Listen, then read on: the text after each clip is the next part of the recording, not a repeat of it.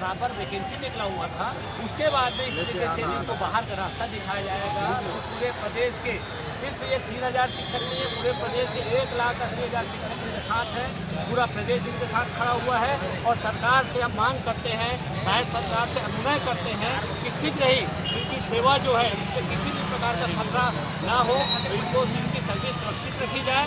और यदि कोई सरकार इनके लिए ऐसा कोई फैसला लेती है, यदि इनको सर्विस से बाहर करने का निर्णय लेती है, हम चाहते हैं कि माननीय सर्वोच्च न्यायालय के निर्णय का सम्मान करते हैं, सभी शिक्षक सम्मान करते हैं, लेकिन सरकार चाहे तो रास्ता निकाल सकती है, क्योंकि बहुत सारे ऐसे पद हैं जो रिक्त हैं और जिसको सरकार जो है प्रयास कर रही है उन रिक्त पदों को भर्ती किया जाए बेरोजगारों के माध्यम से।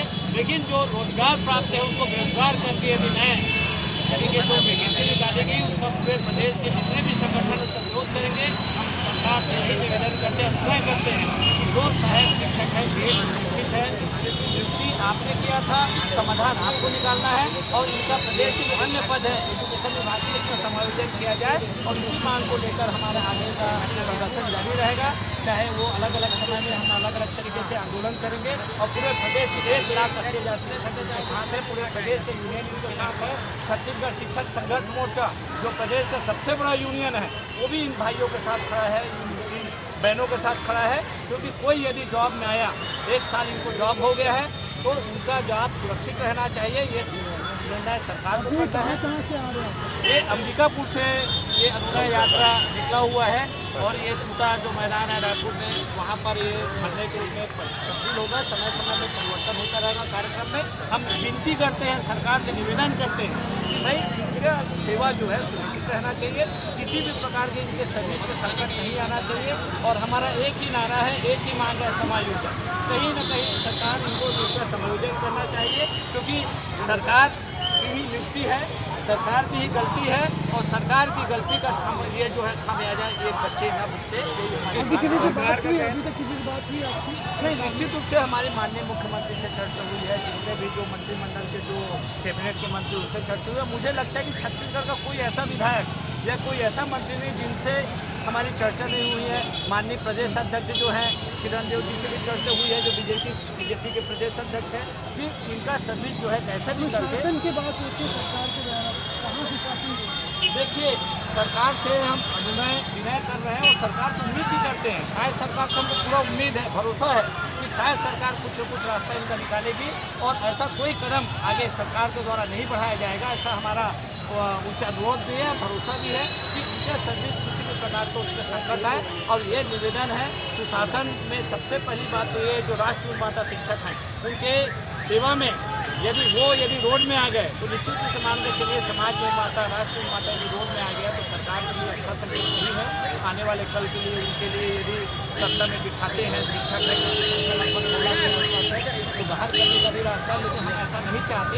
हम तो यही चाहते, निवेदन करते हैं कि सरकार इनके लिए कोई रास्ता निकाले और इनका सर्विस सुरक्षित करे। सरकार का कहना है कि सरकार की गलती है, अभी क्या कहना है? देखिए ये जो मामला है वो पॉलिटिकल नहीं है।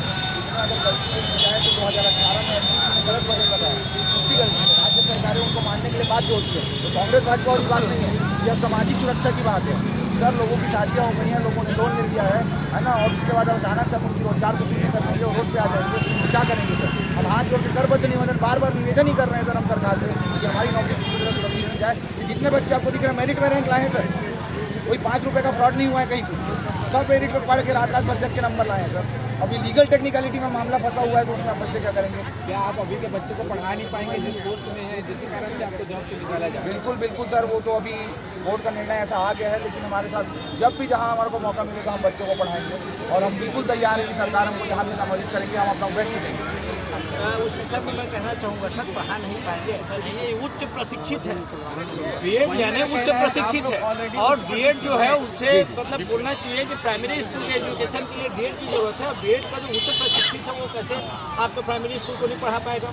जो हायर सेकेंडरी को पढ़ा सकता है, हाई स्कूल को पढ़ा सकता है, वो प्राइमरी स्कूल को कैसे नहीं पढ़ा पाएगा? लेकिन माननीय सर्वोच्च न्यायालय का जो डिसीजन है उसका हम सम्मान करते हैं और मुझे लगता है कि पूरे प्रदेश के शिक्षक उससे सम्मान करते हैं, लेकिन रास्ता सब निकालना है सरकार को। हम शायद सरकार से निवेदन करते हैं, पूरे मंत्रिमंडल से निवेदन करते हैं, पूरे बीजेपी के जितने जनप्रतिनिधि उनसे निवेदन करते हैं, विपक्ष से निवेदन करते हैं कि यहाँ पर राजनीति ना की जाए।